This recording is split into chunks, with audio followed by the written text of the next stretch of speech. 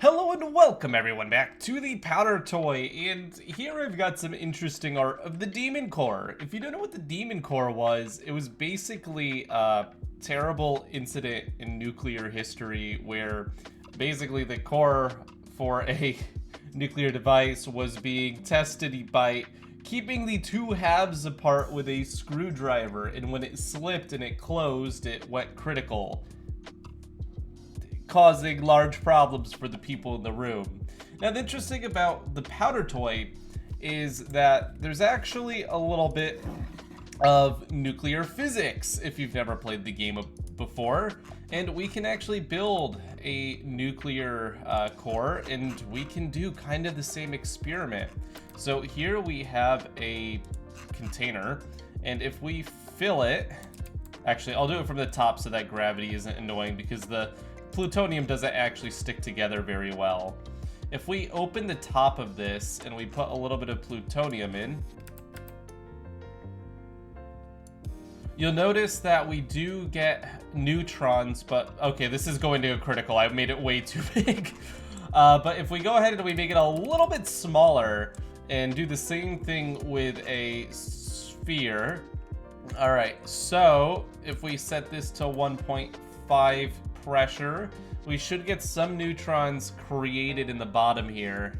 Yep, but you can see that a lot of them are escaping and or just losing their power. Oh, jeez, it's so unstable. It's so hard to get this stable.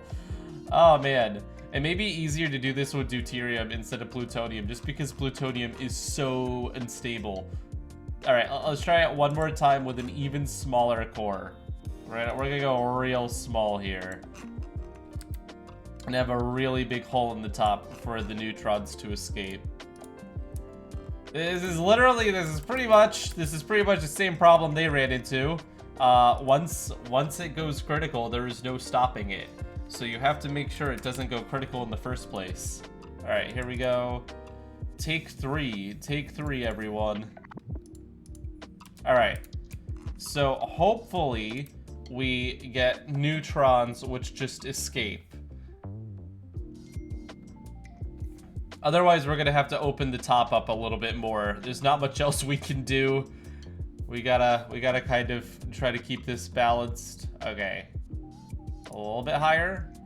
There we go. Okay. So we got a neutron and it escaped.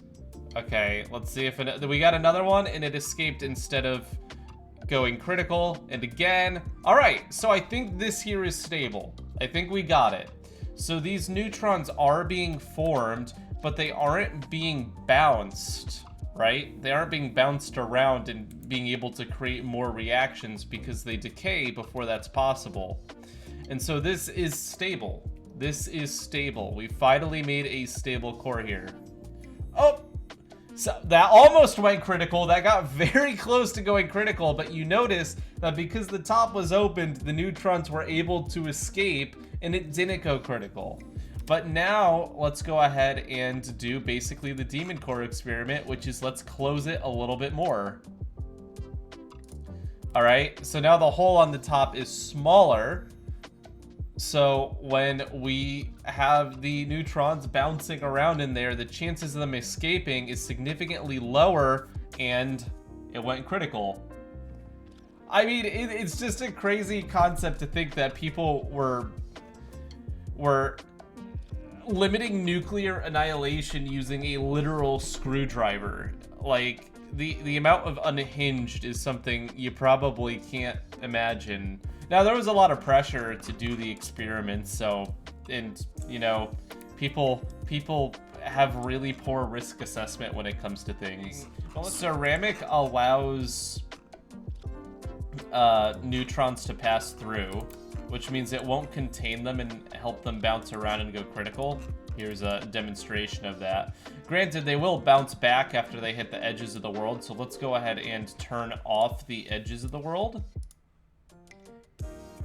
Very nice. So now if we fill this with deuterium, or actually, even if we fill this with plutonium, oh, this is an even better way to do this experiment. Yes, okay, so if we do this and then we have pump in the center,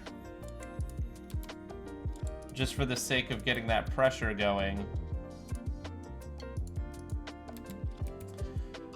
Look, the neutron, it escapes, and it continues to escape. And I mean, there's definitely a lot of neutrons being produced, but they're escaping at the same rate as they're being produced. Well, they were. Okay, there's still the too much plutonium issue that comes up, so let's replace a little bit of this plutonium with concrete, reducing the mass of plutonium. Okay, so now there's far less plutonium to react, and I think this will be stable. I don't think there will be enough. Alright, so as you can see, this is now stable. I'm just waiting for it to correct me on that. And the neutrons are being emitted, and what we can do now to do the experiment is we can replace sections of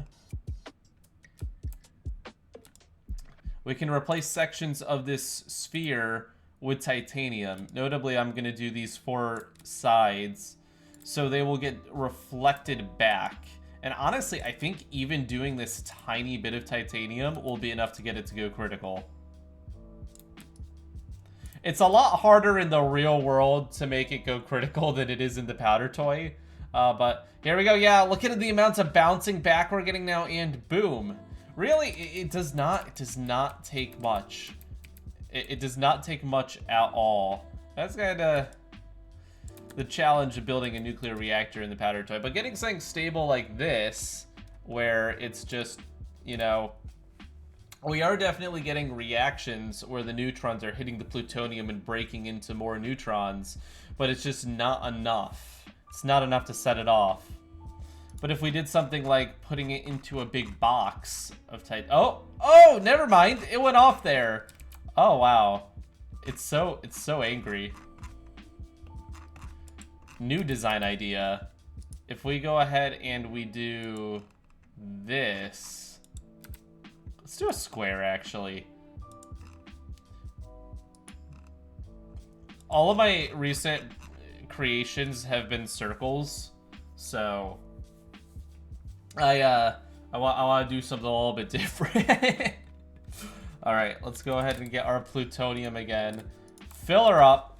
All right, now we have a square, and we can get some pump in the corners.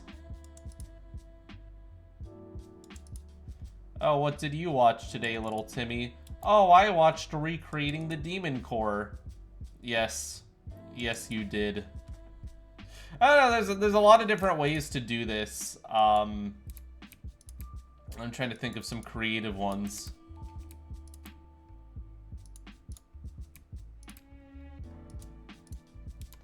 All right, here we go. The cube. The cube!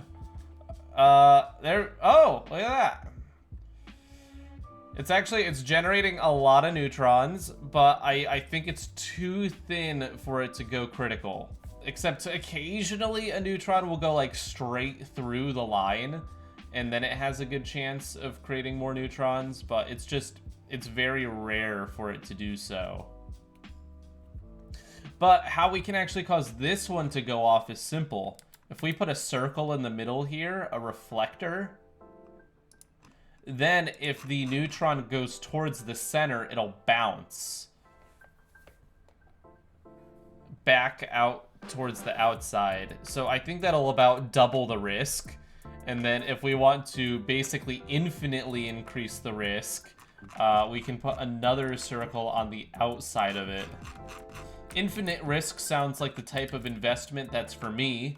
Options trader here. So let's go ahead and... I wonder if anyone got what that meant. So let's go ahead and put a circle around it. Alright. Now let's see what happens. Those neutrons are going to bounce back because they are now surrounded. But is it enough plutonium for it to go critical? Yes. Yes, it is. Very interesting. You guys are like, very interesting. You've done the same thing repeatedly.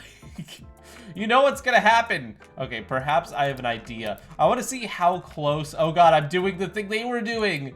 I just realized this is exactly the curiosity. I'm trying to see how close I can get to critical without actually going critical. Jeez. Humans really are interesting. We just really like seeing how far we can push things. Okay, now we have some reflectors, but not all of the reflectors that there could be, right? We could add a lot to this, and still not getting too much. So let's go ahead and push it a little bit further. Okay, now we're getting a bit, but I want more. I want more activity. This doesn't feel like we're getting close to the edge of science. We can push it a little bit further. All right, so now there's plenty of gaps for the neutrons to escape, about probably half the time. Oh yeah, now we're getting some reaction. Oh yeah, okay, but it's not critical. It's important to note that it has not gone critical. I think we may have just gotten it as close as possible without going critical. Look at it go. We've got a constant stream of neutrons flying around. We're gonna have to replace some of this plutonium because it's being used up in the reaction. But yeah. We've done it. So we can push it a little bit further and put secondary diagonal reflectors in, because why not? This is getting a little messy. A little risky, you may say, but who knows? Who knows how far we can push it? Heck, we can go further. Guys, we can do it. We can go further. We'll be famous. We'll be remembered. Let's push it as far as we can. Even more reflectors in place for the neutrons. It's still stable. It's still stable. It might be just because of the massive amount of spent material, which I'm going to clean up in an attempt to make this a more fair comparison. There we go. Okay. Cleaned up. Lots of neutrons flying. Oh, we have a little bit of criticality! Oh, see, it's just, you get a little bit unlucky sometimes, and once you have that 8,000 degree molten material flying around, nobody wins. So let this be a lesson in safety. Don't push things to the edge of safety just because you're curious. It gets the best of us, even the greatest engineers. And maybe watch the story of the Demon Core. It's an interesting story. Don't look up pictures of the aftermath. Don't, but it's good to know that these things happen and to learn from them. So thank you all for watching. Leave a like and subscribe if you enjoyed. And if you're able to get something incredibly close to criticality, even more so than I've done today, you should go ahead and post your results over on valor.gg. VALOUR.gg. That is my community chat platform I am building and developing for you. So you joining would be the world to me. I'll see you all on Valor. I'm on there all the time. You can talk to me. We can be best buds, and I'll see you there. Peace out, and don't go critical.